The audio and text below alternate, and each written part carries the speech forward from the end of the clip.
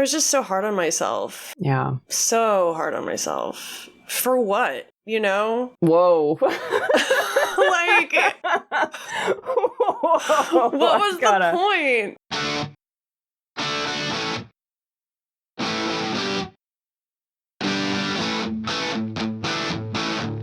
I'm Chris.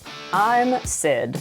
Welcome to Clothesline, a lighthearted, dark-humoured podcast for people who grew up in cults. We're two non-binary people who have known each other since we met as kids on a homeschool blogging site.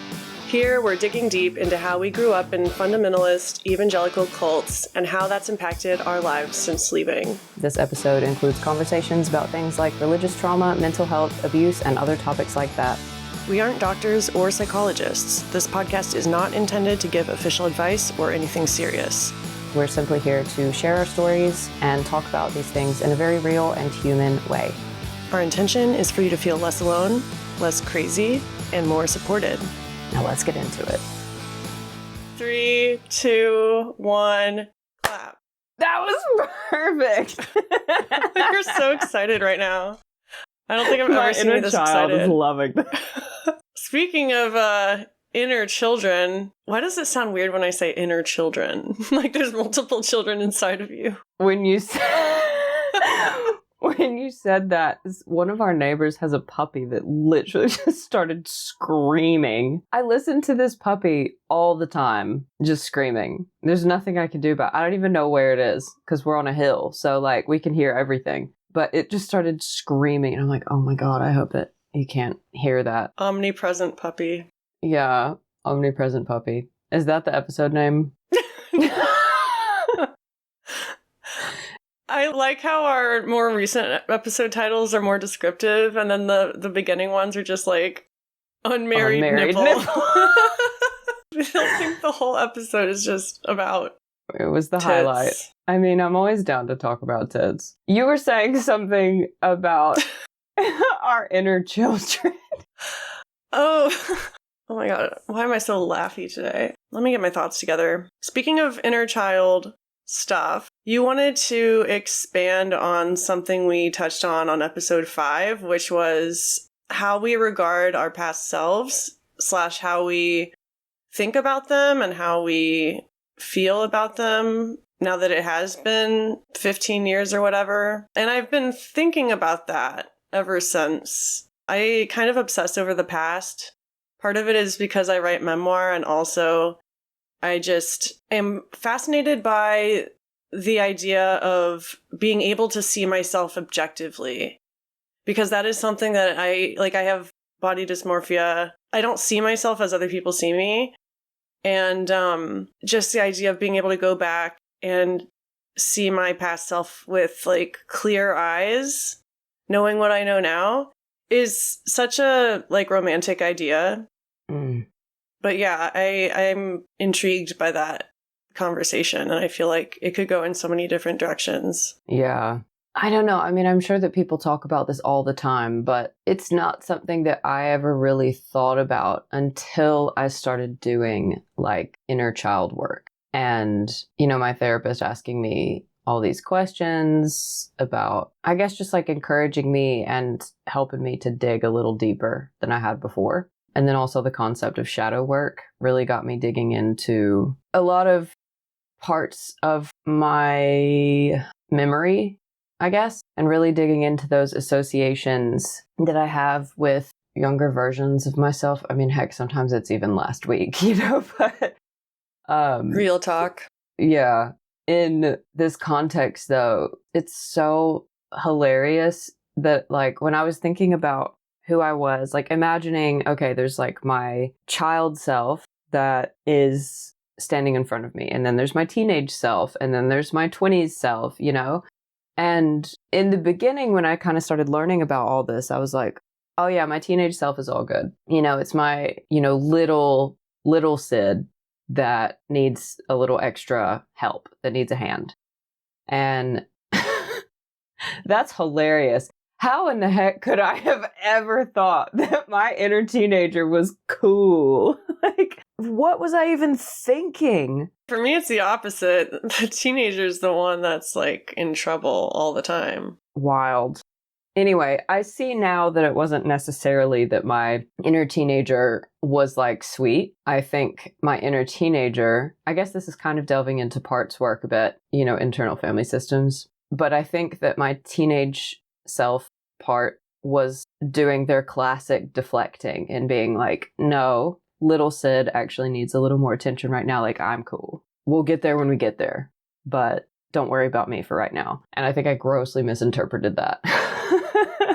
In the years since then, I see now that I hold the most bitterness against my teenage self. I think you mentioned that on the last episode, or at least hinted at it. Maybe I did. But yeah, I really wanted to hear more about that. Because for me, I will often feel sorry for my past self.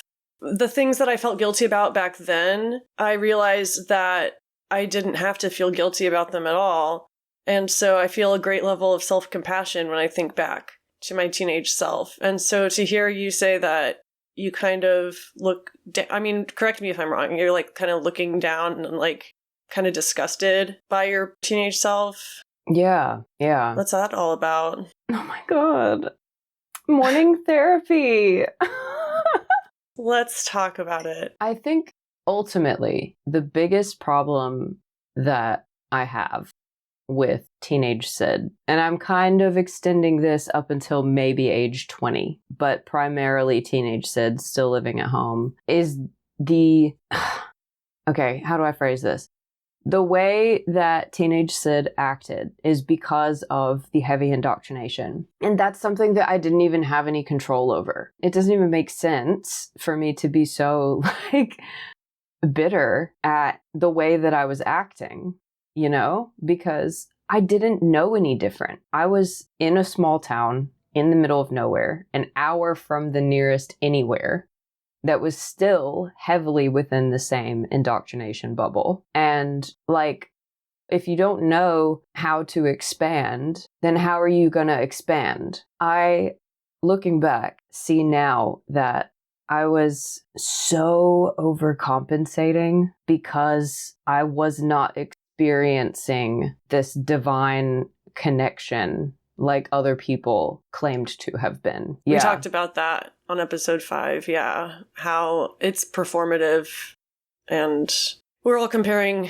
ourselves to the others. Yeah, and because it's so performance-based, because I wasn't experiencing these things, it was basically having to put myself into a state of almost spiritual psychosis in order to experience any sort of divine connection. I interpreted that as if I keep performing, if I really dive in harder, if I really spend the most time doing my devotionals in the morning and at night, and if I listen to Christian music enough, and if I etch the word of God onto my bones, heavy stuff, then maybe I will finally feel the sense of fulfillment that everyone else appears to have. We go through the motions hoping that the feelings will follow. What else does that sound like? A lot. Relationships, maybe? Oh, yeah. Also romantic that. Relationships. I was always waiting to feel like I was in love. And again, we talked about this a little on episode 5, but I never experienced that. And it's was I even in love in the first place? Just with the spirituality, was I even a true believer in the first place? And that's a whole other conversation.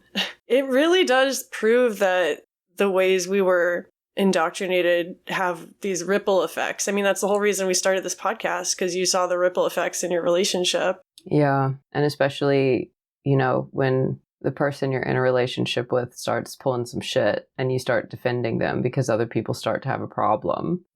That's just what a loving partner does, right? Or if you were like us, that's what a good wife or a good wife to be, I'm air quoting if you're not watching, that's what you're supposed to do. And that is so not accurate many times.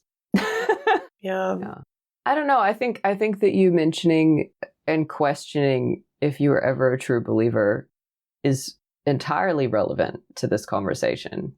I mean, what's your answer to that? So, growing up, we were taught to be careful of our feelings because they'll lead us astray. We were watching this Star Wars, and when a character says, it was Obi-Wan Kenobi, when Obi-Wan Kenobi says, "Trust your feelings, Luke," they would tell us, our parents, like, no, you're not supposed to trust in your feelings. You're only supposed to trust in God. And so any, like, surge of emotion I experienced, whether it was, like, anger or, like, obsession or desire of any type, I would always feel guilty about it. I would have these gut feelings, and I thought it was Satan trying to lead me astray.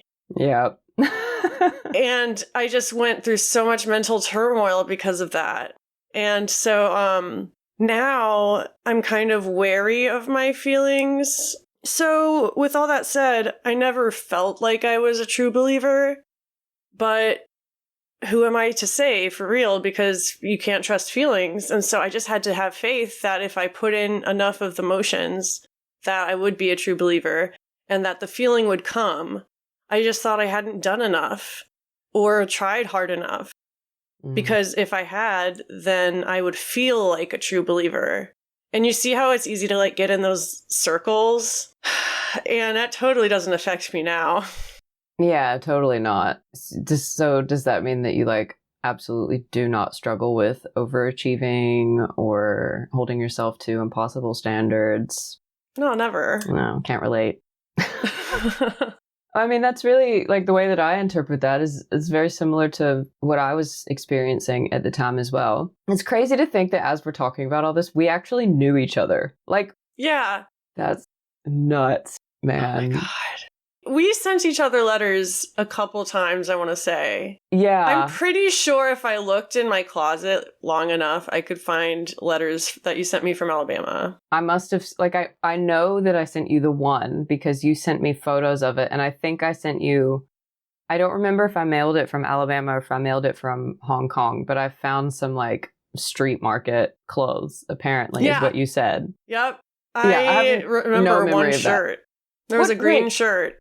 Green shirt. It was like olive green and it had a cinched waist area and it had like the oh my God. Did it have sleeves, like, real flowy sleeves? Yeah. Oh my goodness. Yeah, and that was like very your style at the time. Yeah. It was very boho. Yeah. Yeah. We were both going through kind of like a boho phase. What does boho even mean? Bohemian. Oh, that feels a bit appropriative. Well, I think it was... Oh, no, I'm thinking of bourgeois. Bourgeois. Never mind. Bourgeois. I don't know anything. Yeah. It's funny because I would always use, I was homeschooled as an excuse for not knowing things, but it's been like, 18 years? I can't use that as an excuse anymore. I've had chances to, like, teach myself things and to absorb media that I never got introduced to as a kid. Yeah, but, like, what if you just haven't come across the media that other people find normal? Well, yeah, there's that. Like, I don't know so much. Same. I don't give a shit about celebrities. My music tastes have always been, like, from my role-playing friends' recommendations or from random Pandora stations. So, yeah, there's a lot of, like, classical music remixes and, like, movie soundtracks. Oh, yeah. Good stuff. I mean, I am also at the point very much where if someone mentions something that everyone else is like, oh, yeah, I remember that, then I'm actually, like, totally fine being like, actually, I have no idea what that is. Or, like, can you explain this thing? And I used to be so ashamed of this type stuff, especially, like, when I was younger, especially, like, once I finally left my town and, you know, moved to a different place and was around people who had a very different upbringing. I was very ashamed to, like, not know what people were talking about. But the older I got, the more I saw how people became delighted. Like, what? You don't know this? And then explaining, like, all the lore behind everything. And, like, it brings me so much joy to see people talk about what they're passionate about or, like, these nostalgic memories I would probably get the same way if someone said they'd never heard of Charlie the Unicorn. Like... I haven't heard of Charlie the Unicorn. What? Should I have? It's like... Is it Christian?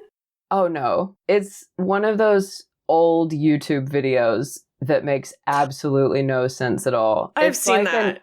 It's like an acid fever dream, and Charlie the Unicorn is this very cynical unicorn who gets taken by these little dudes, alphabet dudes, to Candy Mountain.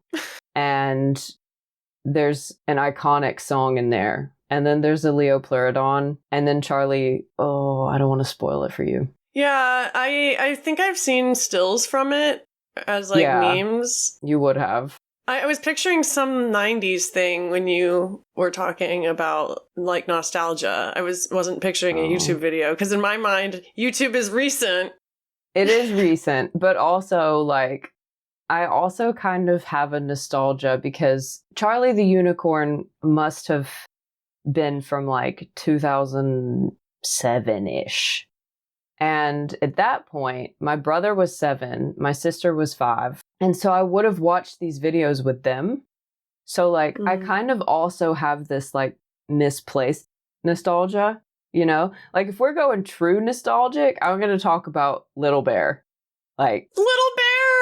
I love that show! Someone on Threads, I can't remember what thread it was or who it was, but they put like an entire scene of Little Bear. And I sat there like a kid holding my phone, just like completely immersed. Like my blood pressure went down. I was suddenly calm. And I'm going to try to find out where I can start streaming Little Bear because that show, like, that was my favorite show growing up. The music at the beginning is gorgeous. Everything about it is amazing. I think it was books first, if I'm not mistaken. Were they? I might be wrong. If they were, I'm going to buy them. It's out there, I guarantee it. Little Bear stands rise up. Yeah. But I kind of had a similar experience to you where I was always babysitting kids that were like 8 to 10 years younger than me. And so I was up to date with like the kids shows. Yeah. Because by the time like my youngest sister was 6, I was 16. So I hadn't watched current TV shows. I watched like, well, I guess Little Bear counts. Davy and Goliath and like JJ the Jet Plane and Between the Lions. Between the Lions. I love so that good. one. Reading Rainbow. Oh, and then, of course. But yeah, my sisters were watching things like Dora the Explorer. Yeah. And Clifford the Big Red Dog.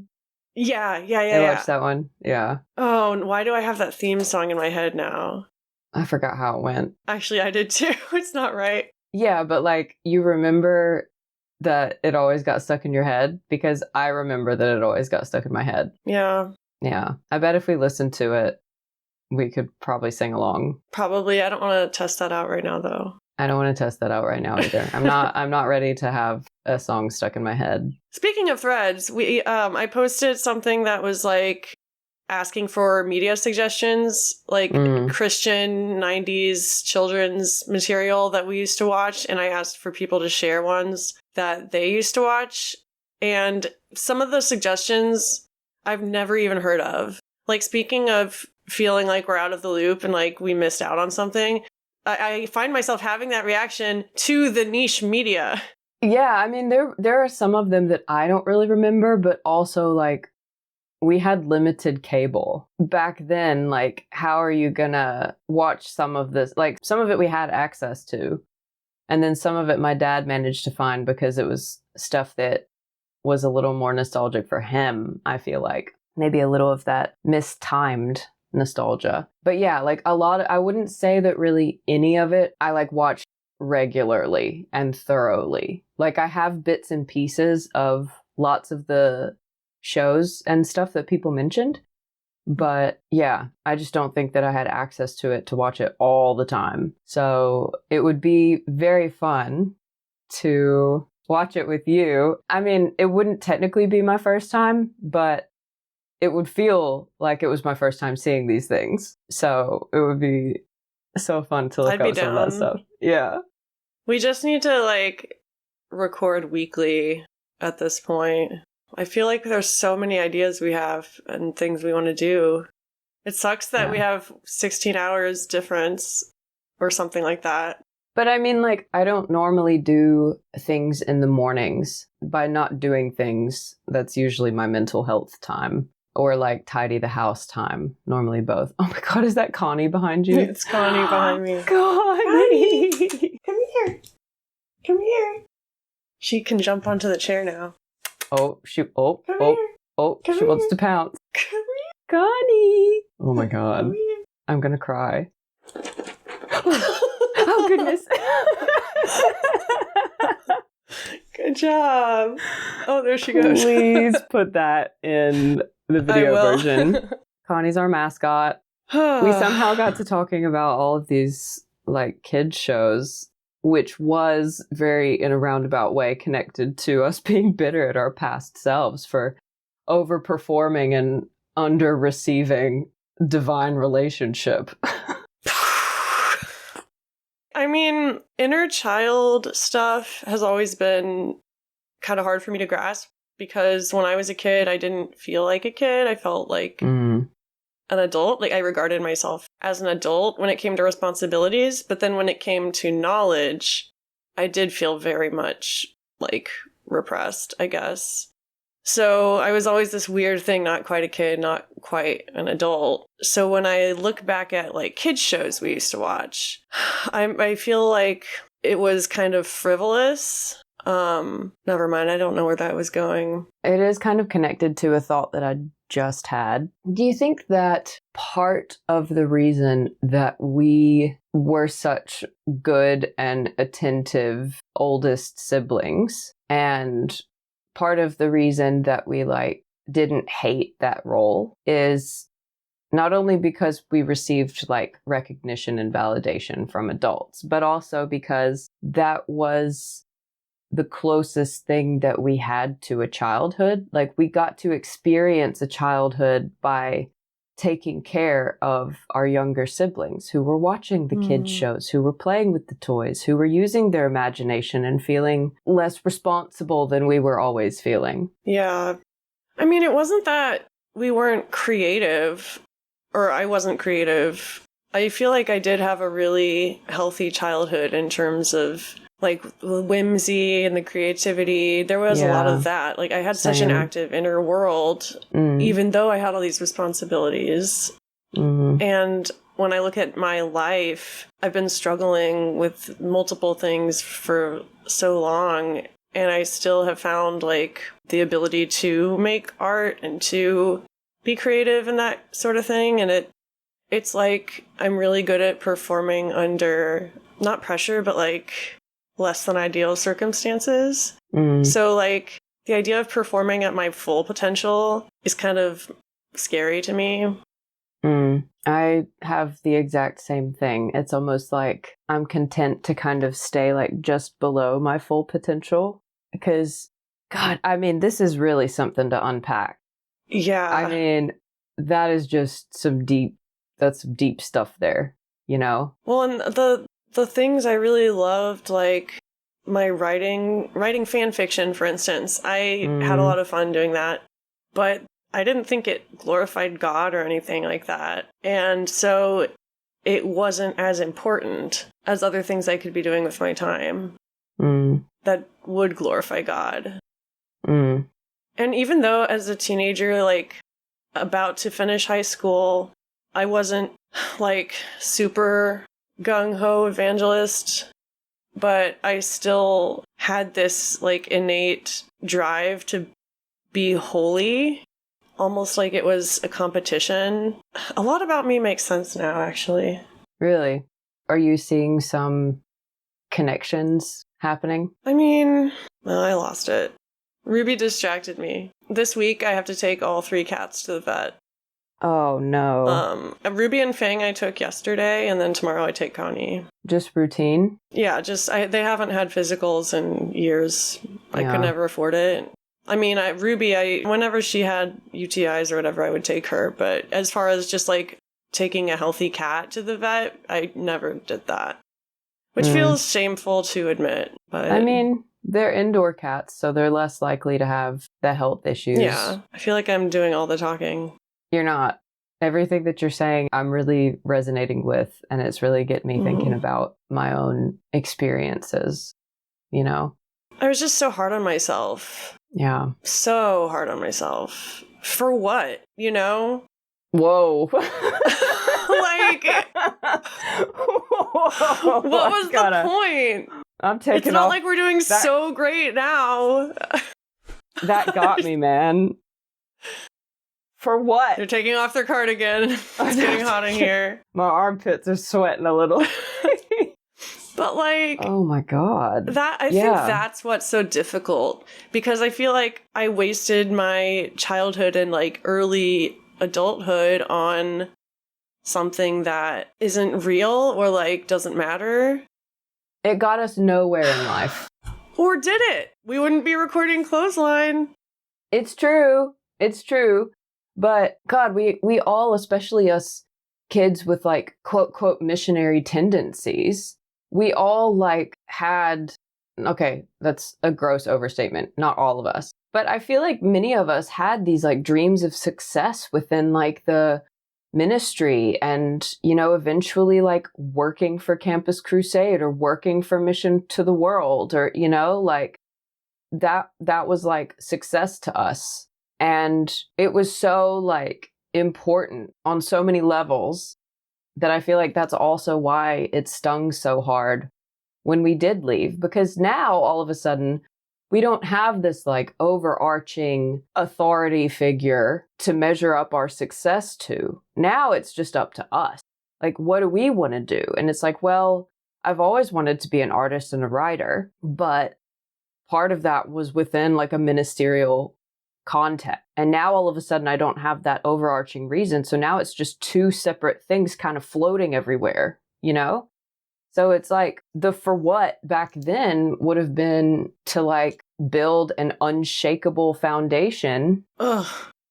I know. Unshakable I know. foundation. I think that's a hymn. Oh, it must. Or something. There must be something like that. But you get what I'm saying? Is any of this making sense? You know what I'm thinking of is dating, because I'm really bad at dating. With men, it was easier. But every time I think about like getting back into dating these days, I talk myself out of it because I don't see a point. Like, I'm perfectly fine on my own. I'm working through a lot of stuff. I have my friends that I love that I barely get to spend enough time with as it is. I don't feel like I'm missing a romantic partner in my life right now. But then I wonder how much of that is just me being scared because I don't know what the outcome is or what I want out of it. Because like when I was a teenager, the goal was marriage, you know, like we at least weren't allowed to date. I read I Kissed Dating Goodbye multiple times, cover to cover. And I just never really worried about it because I just assumed God had a husband for me and we would meet when we met. And then my future would become clear.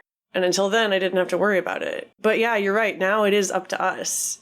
And so, I don't know. I think part of it is not trusting myself because I didn't pick good people in the past. There's a lot of different factors. But yeah, no one knows what they're doing outside of the bubble that we grew up in. Makes it feel like it's not worth it. Exactly. And I think that is what holds a lot of people back, is because especially if they've like us, growing up in this highly structured, strict belief system, every single aspect of your life is tied into that belief system. And if you suddenly don't have that anymore, then your brain, you can't figure out how to like look at different aspects of your life without having it tied to some greater purpose or some higher power. You're always talking about having these memory gaps and not being able to remember things from your childhood. Yeah. And I find that too, like with the religious stuff especially, there's just parts of that are missing. But because our childhood was like mostly centered around that stuff, when we can't remember that stuff, it truly feels like our childhoods are empty. At least for me. Because I can't remember a lot of the Christian, like the church stuff. I'm like, well, what else happened? Yeah. Well, I mean, I think that's what holds a lot of people back, is because the prospect of suddenly removing this underlying reason for every choice you make every single day, even down to what you wear. For me, sometimes it was as severe as like how to brush my teeth, like little things. It's absolutely terrifying to just not have that anymore. But then when you were talking about the memory gaps, I mean, this is a conversation about religious trauma, but it does also bring about the question of, did something happen, you know, that maybe caused, like maybe before we can remember. And I mean, I don't really have anything to add to this, but I wonder, for me, the religious trauma is a lot easier to like recall and process, but I have always had, it feels like, this memory or this knowledge that's just on the edge of me not being able to recall it, that some other form of abuse happened when I was very, very, very young. And I have had therapists in the past who said that it does kind of sound like maybe something happened. And I wonder, for me, if it's an overlap of some strange thing happening at a very, very, very young age, and my brain then having these lapses of blackness for a decade or so after that. It's not entirely relevant, and there's no way to really confirm it, but that's the thing, though. You can't confirm it. And so I have often thought, like, what if I haven't had that feeling of having a memory just outside of memory, you know? I've never suspected that anything happened that I can't remember, but I've often thought, well, that would make so much sense if it had. That would explain everything. And I think I have to be careful not... Well, I already tend to think in terms of, like, you know, putting things in boxes. So I'm already looking for, like, something to pin everything on, but that's not how life works. Like, everything is part of everything else. yeah. And, I mean, that's awful if that happened. And the other trauma you experienced is just as deserving of, I don't know, significance. Yeah. It's just as important. Yeah, because like, whereas, yeah, again, this isn't entirely like relevant to religious trauma, for example, other than like, I remember having a enormous fear. Like, I'm talking go hide under the table or behind a couch or under a blanket or behind a bookshelf or something, of a couple of my friends' dads. And they were all people who went to the church that I grew up with in that city. And I was like really, really young. Again, this isn't related necessarily to religious trauma, but I wonder if experiencing that amount of fear at such a young age, and then growing up with the narrative that we grew up with, especially about how essentially all the responsibility comes down to us and how we're presenting ourselves. And it's very Gilead. Your fault, your fault, your fault. I wonder if that just mixed in like a really bad way, you know? I mean, obviously, something mixed in a really bad way. There's a whole lot of things that mixed in a really bad way. This is going to be a fruitcake. Well, and even now, I still gaslight myself. Like, you're making this up. You can't blame everything on this. It wasn't as bad as you're remembering. With my memory gaps, my mom and I have talked about this. Neither of us really remember the early homeschool years. And the reason she gives is, it was fucking crazy. There were 7 kids under 10 years old. We were in the military, so we moved every 2 years. And she was teaching all of us, and always pregnant, and being like a pastor's wife later. It was crazy. And so, yeah, being this honorary second parent, or third parent, I guess, It was a crazy time. Our family has always been so dysfunctional in a fun way, but, you know, our family motto is accidents happen. I'm not even kidding. There'll be like a crash and you'll hear someone go, accidents happen.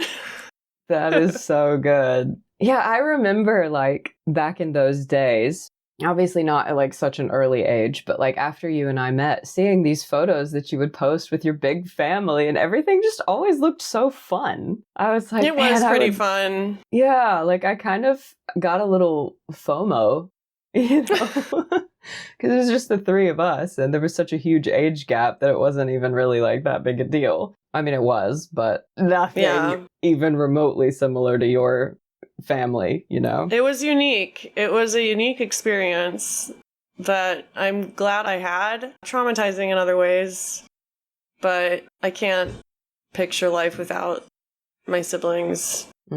Like, my sister just got home from the gym and she's making dinner in the other room as we speak. I'm pretty close to my sisters in particular. The four of us, we're like the Little Women, you know? Louisa May Alcott. One of my book ideas is to do like a modern retelling of Little Women, but it's like the four of us because we have insane lore between the four of us. But that's the kind of thing you don't write until you're all like in your 50s, you know, until we've lived some more life and I've gotten everyone's consent. Because how old is your youngest sister at the moment? 24. Oh my God. Yeah. That's weird. And I'm almost 34. So like 9.5 years. I remember when she was so little. That's weird, dude. Were we friends on Flickr? I think we were friends on Flickr because we both liked photography. My siblings feature in a lot of my old Flickr photos, so you probably saw. Yeah. I feel like I watched them grow up through your photography. Dude, I was thinking about Flickr the other day, and I had this memory. Okay, so I had a flip phone at the time, and I took this like flip phone selfie and I made it black and white, and it was like a normal selfie. It wasn't like posing or anything. It was just like very staring into the camera. I put it on Flickr and I remember this is gonna be so emo. I love it. Why this is a core memory, I don't know. Someone commented, no clue who this person was, absolutely no idea. Someone commented and said, "You have beautiful but sad eyes." And do you know what? Literally on like a weekly basis, when I'm like washing my face or whatever, I'll look at my eyes and I'll think, "You have beautiful but sad eyes." Honestly, there's worse compliments. But it like so spoke to my emo, edgy teenage self. I don't know about you, but I always wanted to be emo so bad. I wanted to be goth, but you know, I didn't know how to do the makeup, and then I didn't have the wardrobe for it. I had like the modest church girl wardrobe. Yeah. But I wanted to be emo so bad. If you looked at my iPod Nano, there was like all these Christian emo bands. Oh my God, like which ones? I was so into the scene. 3 Days Grace. Yes. Skillet. Anne Boleyn. Classic Crime. Who's Classic Crime? They're kind of similar to Anne Boleyn. Why don't I remember them? They were lesser known, I think. Oh. More I probably can't remember. 1,000 Foot Crutch? Yes! Yeah. TFK? What's that? That's what they called themselves for short. Oh. I saw them in concert and nearly like pissed my pants. I was so excited. When did you see them? That's a big concert. There was some like Christian rock festival and we drove to like Atlanta for like a few hours and then drove back. I don't remember who all was there. I know 1,000 Foot Crutch was there because that was the highlight of it for me. I would say out of all the ones you just mentioned, Anne Boleyn, just constant Anne Boleyn. Like their music was the only music. Cities was a masterpiece. I would listen to that album on repeat. Yeah. It was perfect. My sister and I listened to it a few weeks ago, I want to say, on a road trip. And it was really nostalgic. Yeah. I sometimes like cue some of my favorite songs just to listen to, but I miss the days when they weren't so explicitly Christian, you know? Like now I think they do like worship at a mega church or something.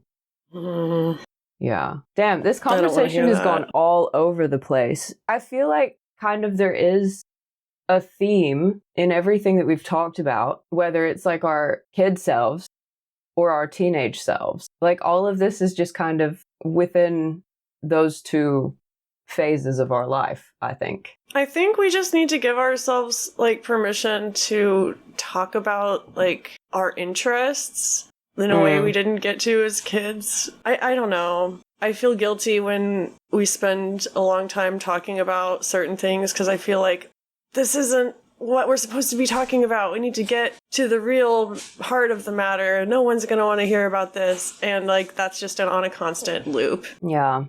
If you wanted to know what being a podcaster is like. I mean, there's so much to unpack, and it's such a relief to like I can't talk about this stuff with my friends here, you know? They don't understand. You're really the only person who actually gets it. It's an honor, I guess. You're like, you kind of suck, Syd, but like, it's therapeutic, I guess. We forgot to say, hey, sinners. We didn't do any. We didn't say hello because we have a beautiful pre-made intro now. We don't have to deal with any of that shit. Yeah. But, hi, sinners. Bye, sinners. We also didn't talk about the other thing that I wanted to talk about, but we can do that next time. Are you sure? Yeah, it's a big conversation, I think. Fuck. I mean, It doesn't have to be, but I can share it real quick. I mean, yeah, who knows when we'll record again. I want to hear it while it's fresh. It's just the voice message I sent you the other day. Yeah. And like the thing I added to the outline. Oh, yeah. Oh, okay. Yeah. Yeah. But it wasn't super relevant. Like I couldn't really tie it in. I'll listen to it again. I'll actually make some notes and stuff. I don't trust my memory. Yeah, I offload everything as much as possible. When I stopped treating my brain like a storage device and started treating it like a processing device, everything got easier. Yeah, I know. Listen, reminders on your phone. I'm always like, remind me in 20 minutes to go get gas. Then I don't have to remember it. Then it pops up on my phone. Nice. And I'm like, oh my God, I have to go get gas. It's great. We have one challenge for the listeners. Oh, yeah? That challenge is, for some reason, we wrote on our notes, heathen party mode. And that's right. Neither of us have any idea what does heathen party mode mean. What does it mean? Why did we write it? Which of us wrote it? We don't know. I feel like I typed it because of something you said. I think I was talking about leaving, like, having a repressed childhood and never doing drugs or having sex or anything, and then, like, getting out and having, like, going into heathen party mode. Like... could be. Because I did go through a heathen party mode. I mean... when I was at Christian school. Oh, yeah. Yeah. I mean, to call myself a partier at any point would be a stretch. But it's all relative. There was a period of time when I went out and partied regularly, but that's because all my friends were doing it. Yeah, First time I got drunk was with the other youth group leaders after youth group. No way. Yeah. It was bad. Holy shit. Yeah. How old were you? 19. I was in Hong Kong, so the drinking age is 18. We went to someone's house, and I hate beer. We were drinking beer, and we were playing, like, Drunken Jenga, or I think we're playing Drunken Jenga. That's so Christian. Yeah. What would the non-Christian version be? I don't know, beer pong? Or, like, but cards this was like, or something? Oh, yeah, maybe a card Jenga game. is just so Christian-coded. Is it? Well, I don't know. Maybe I'm the only one that thinks this way, but it's just, like, so innocent, and, like, I wouldn't think to pair it with alcohol, even though I have played Jenga while drunk. There is an official game where it has stuff written on the block. Okay, well then my whole theory is out the window. Not necessarily. I still think it's funny that you, like, the first time you get drunk, it's with your, like, youth group leaders and you're playing Jenga. I mean, not that any of the other parts are funny, but the Jenga part, for some reason, makes me laugh. I mean, yeah, we didn't really have time to like set up anything else. It was supposed to just be like a hangout after youth group, after the kids went home. It just turned into an God. absolute fiasco, like blackout. Horrifying. It was bad. And these are people that were supposed to be authorities. Yeah, or at least peers. We were all in our 20s, Okay. like early-ish 20s. When I was in my early 20s, I worked at Starbucks and we would like drink beers in the back and like we had deep cleaning shifts that would last till like midnight. It would be me and one other person and we would always like get drunk and clean and listen to music. It's like a normal thing for people in their 20s to do. Whether it's like commendable remains to be seen. But it's normal for people that didn't grow up the way we did, I would say.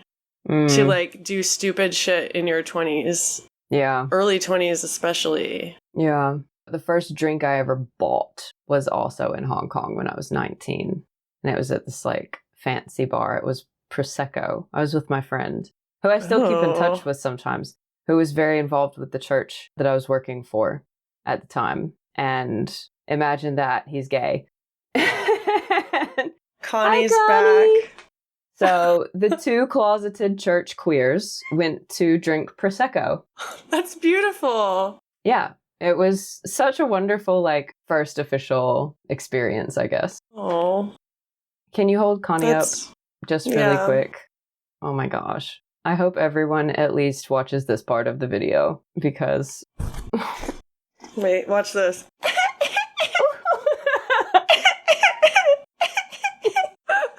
My little sister Ow! She just sunk all her claws into my thigh. Oh my god.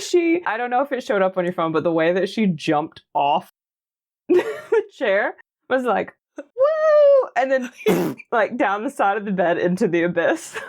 Kittens are so funny, dude. It's funny because I had my annual physical yesterday and she was like looking at my legs and they're covered in scratches from the kitten. And she was like, patient has multiple contusions.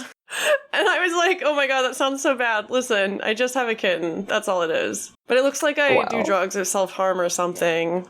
Oh, yeah, I guess if you've never had a kitten, it's hard to tell the difference. It's funny because when I was a church kid who was cutting myself, I would use the cat excuse. Like one girl on a like, it was a presbytery meeting our dad dragged us to. All the people in our like denomination, all the leaders were there. And this girl was like, what happened to your arm? And I was like, the cat scratched me. I'm pretty sure I used that as an excuse. It's the oldest one in the book. And we don't even have a cat. We never had a childhood cat. But they didn't know that.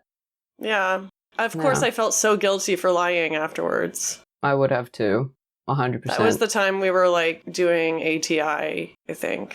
And so I felt really guilty about any sort of secret or lie. Yeah. Welcome back, Connie. The thought police, right? Yeah.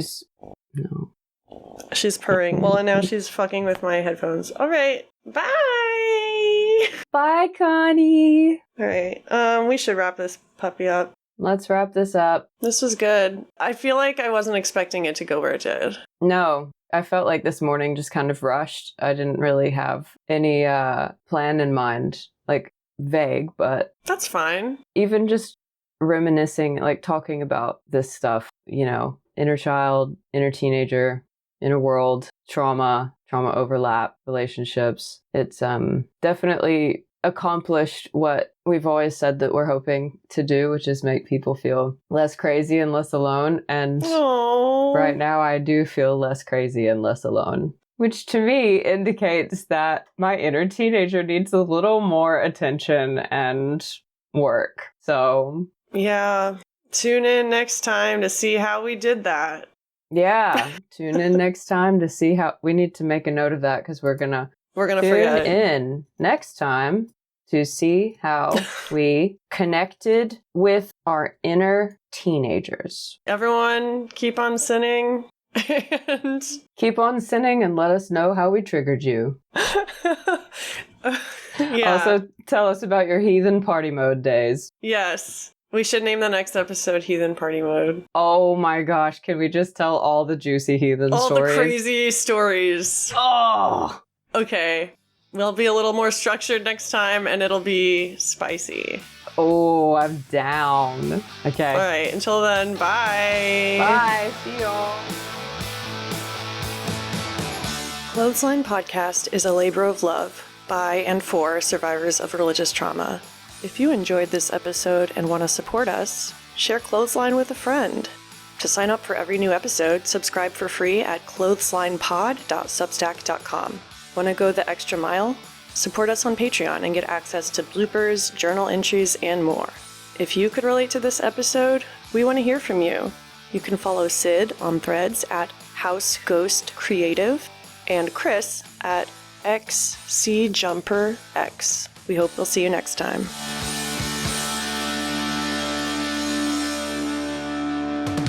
Why this is a core memory, I don't know.